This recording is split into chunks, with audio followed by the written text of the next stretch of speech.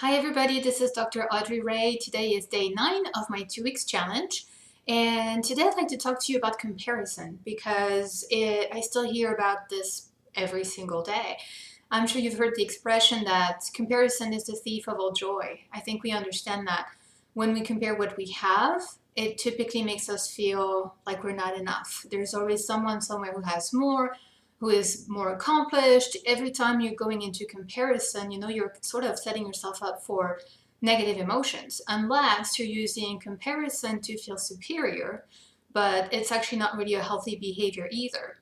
So let's talk about this for a minute. What does it mean when somebody is always feeling inferior? It can come from all sorts of reasons. It could be because they were raised to be humble. Maybe they were unable to appreciate themselves because they were taught that's wrong. There can be all sorts of reasons why. Maybe they had negative experiences in the past. Maybe they were underappreciated, and maybe that's why they're doubting themselves. There's all sorts of reasons why people feel inferior to others, even when there is no reason. It's really more of a perception than anything else. They're not underperforming. They're just living with that pattern of feeling less than. And then on the other hand, we've got people who have this need to feel superior, and that's quite common actually with overachievers. So they have to be able to look around and say, I have more degrees than everyone else, or a higher GPA, or a more impressive job title, or a bigger house, or a more expensive car. They're always needing to be more so that they can feel superior. So on the outside, it looks like they're two opposite things, but ultimately they're really one and the same. When somebody is feeling inferior or when somebody is feeling superior, they're having the same issue, which is they're not realizing that they are enough as they are right here, right now. So they are far too focused on themselves. I'm not going to say self-absorbed because I think to some extent we all have those moments. But there's definitely far too much of a focus on evaluating the self and either feeling bad, beating ourselves up for being inferior and having all the psychological payoffs for that. There's always reasons for why people do things. But anyway, you can see how uncomfortable it is when you feel inferior, but also when people feel superior, they're very much attached to all those conditions. They need to have that sense of superiority in order to feel like they're enough. It's hard for them to be second best and still love themselves and still be comfortable in their own skin.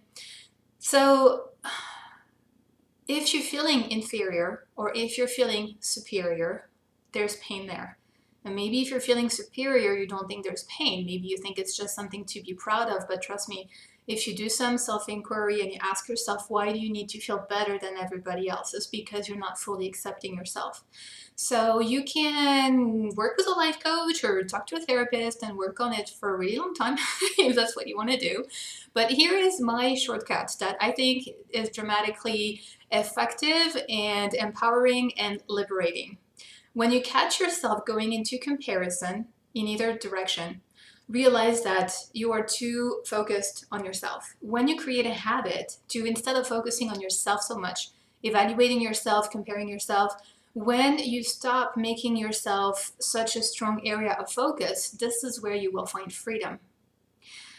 Take a moment to think about someone you admire because they are not acting inferior, overly humble, not acting superior, sounding cocky. They're just confident. They're just happy and comfortable in their own skin, and they are the kind of leader that you can really trust and work with, and you could see yourself feeling good in their presence.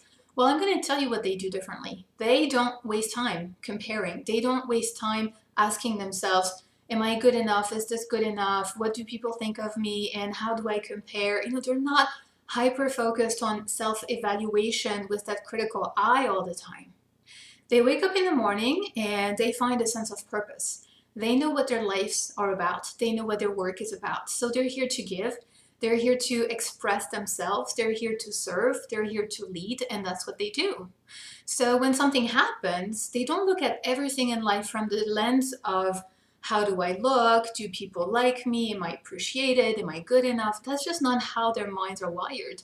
They're looking at life for what life is, and they're looking at events, situations, challenges, not from the perspective of how does that reflect on them. So if you're finding yourself struggling with comparison, yes, you can go to therapy. You can analyze, is it because of how you were raised? What are the beliefs behind all this? There may be some value in deep analysis, but if it's not what you want to do, realize that you can simply pay attention to your thoughts, pay attention to your focus. And when you catch yourself being overly self-absorbed, I'm sorry for saying this. I know I'm going to hurt some feelings out there, and some people are going to hate this video, but it's honestly, it's just the truth. When you are in service, when you're focused on someone else or something else, all those feelings disappear. I mean, imagine when you were taking care of maybe your child or an elderly parent or a pet, or every time that you've made somebody else's needs ahead of yours, every time you've decided to truly be of service to someone else, you weren't asking yourself, how do I look? How do I compare? You were just doing what you were doing. So this is how you free yourself from that compulsion of always comparing and judging yourself so much. It's not by accomplishing more, because you'll always find something you haven't done yet. You'll always find somebody who has more. So it's not through accomplishing more, it's through self-acceptance.